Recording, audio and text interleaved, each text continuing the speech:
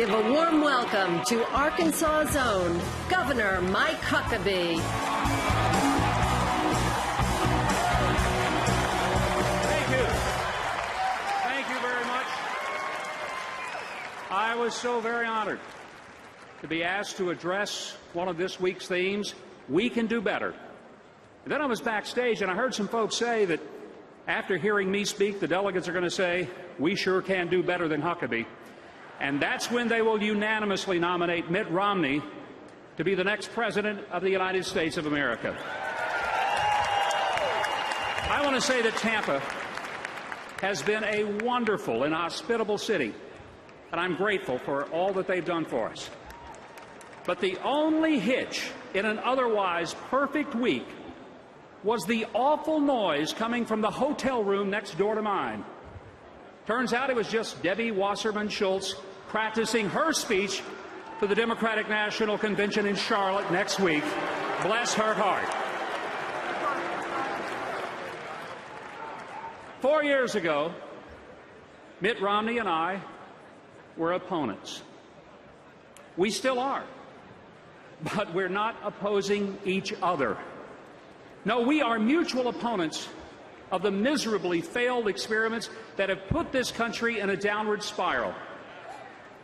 The United States of America was originally an experiment, but it was an experiment in recognizing God-given individual liberty and creating a government in which no one is deemed better than another, and in which all of us are equal.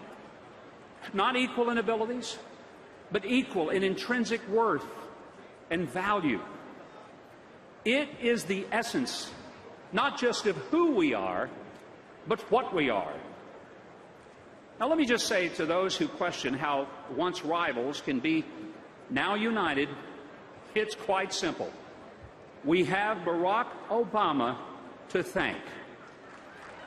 It was Barack Obama who said, "You didn't build it." Translation, it doesn't belong to you. Well, no small differences among us in our party approximate the vast differences between the liberty-limiting, radical left-wing, anti-business, reckless spending, tax-hiking party of Barack Obama, Harry Reid, and Nancy Pelosi versus an energized America who knows we can do better.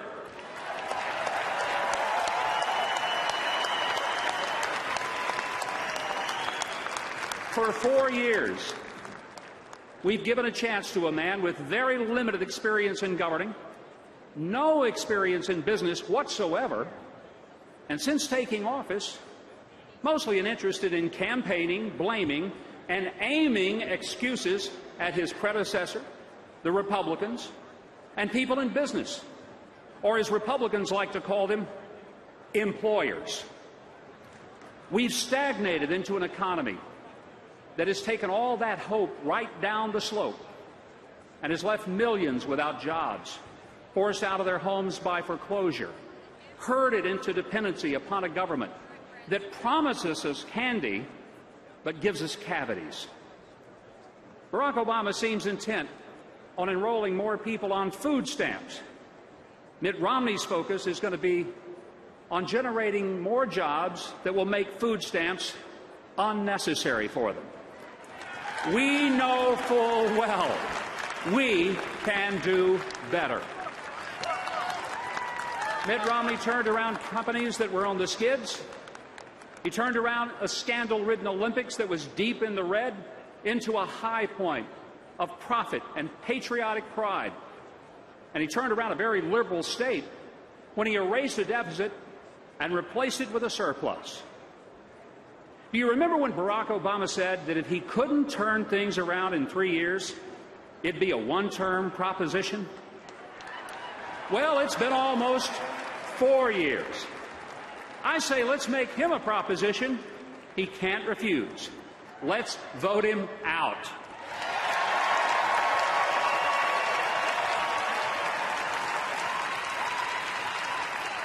I understand that the job of president is admittedly tougher than running a company, an Olympic contest, or a Commonwealth. But when one sees what even Bill Clinton noted was a sterling record of problem solving that has marked the life of Mitt Romney, we are confident that we will do better. I am thrilled to say Mitt Romney has been loyal to his lovely wife, who knocked it out of the park last night in this arena.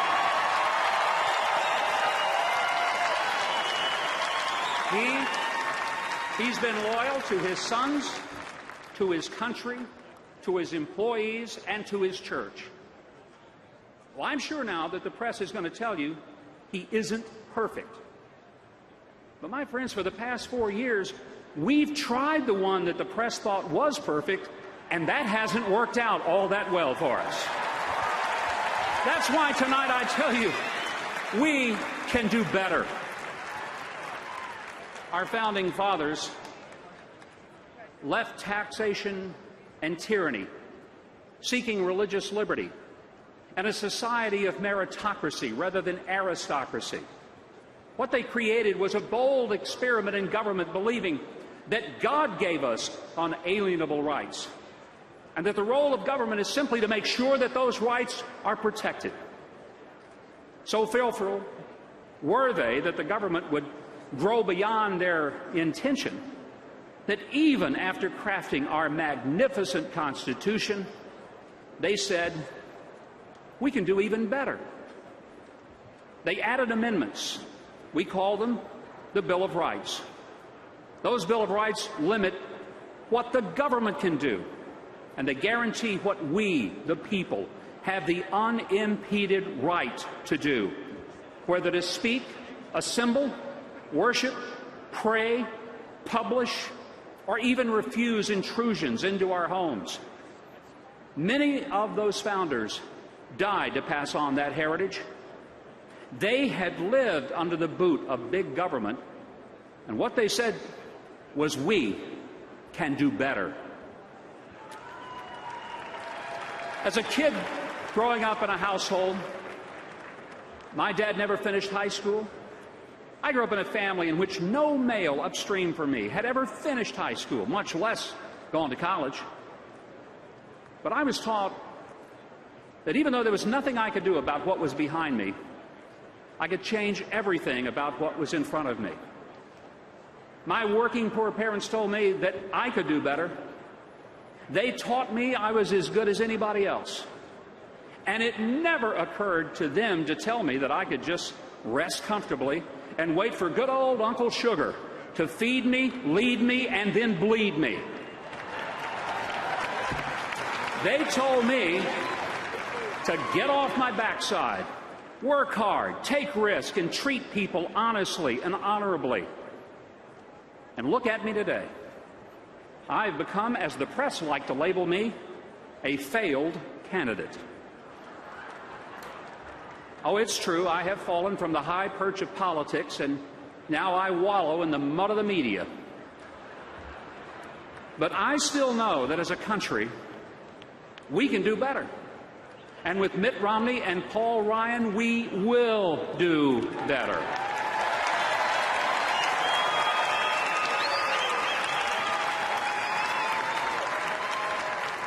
I want to clear the air about something that has been said. People wonder whether guys like me, an evangelical, would only support a fellow evangelical. Well, my friends, I want to tell you something. Of the 4 people on the 2 tickets, the only self-professed evangelical is Barack Obama. And he supports changing the definition of marriage, believes that human life is disposable and expendable at any time in the womb, even beyond the womb. And he tells people of faith that they have to bow their knees to the God of government and violate their faith and conscience in order to comply with what he calls health care. Friends, I know we can do better.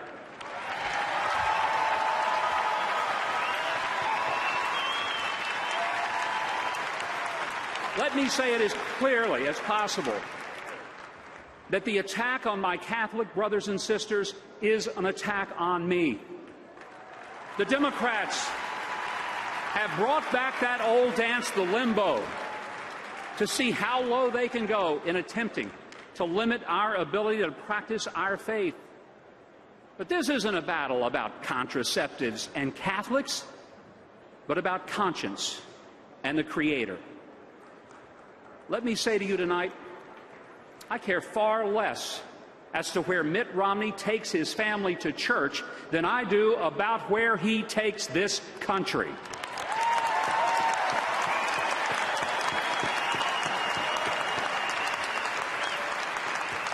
Joe Biden said, "Show me your budget, and I'll tell you what you value." Well, in the Senate, Joe's party hasn't produced a budget in 3 years. What does that say about their values? And by the way, speaking of budgets, Joe Biden's budget shows that while he wants to be very generous with your money through higher taxes and government spending, for years he gave less than 0.2% of his own money to charity. He just wants you to give the government more so he and the Democrats can feel better about themselves.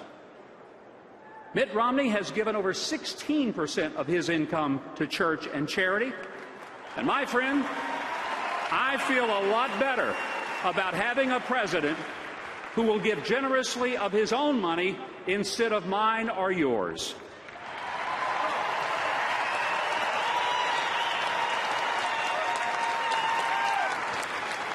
My concern is not Barack Obama's past, but my concern is for the future. Not his future, but for the future of my grandchildren, little Chandler and Scarlett. And under this president, we have burdened each of them with tens of thousands of dollars of debt and a system that will collapse upon itself because he thinks that we can prosper by punishing productivity and rewarding reckless irresponsibility. The Democrats say we ought to give Barack Obama credit for trying.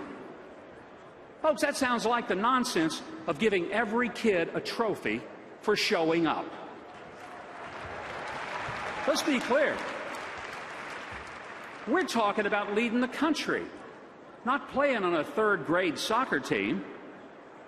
Look, I realize this is a man who got a Nobel Peace Prize for what he would potentially do.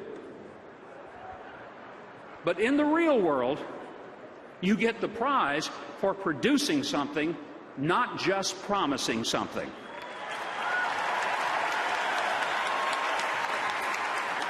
Sometimes we get so close to the picture, we really can't see it clearly. I've had the privilege of working with Bono for the past few years in the One campaign to fight AIDS and hunger and disease around the world. Bono is an Irishman and a great humanitarian. And I remember him telling me of his admiration for America. He said, "America's more than just a country. We're an idea." And he reminded me that we are an exceptional nation with an extraordinary history who owes it to the generations who are coming after us to leave them with an extraordinary legacy. But if we don't change the direction of our nation now, our bequest will be nothing but an extraordinary shame. But, dear friends, we can do better. President Obama is out of gas, and Americans are out of patience, and our great republic is almost out of time. It's time that we no longer lead from behind, but that we get off our behinds and leave something lasting for those who came after us, instead of a mountain of debt and a pile of excuses. Tonight, it's not because we're Republicans, it's because we are Americans that we proudly stand with Mitt Romney and Paul Ryan, and we say, we will do better. God bless you. Thank you. God bless.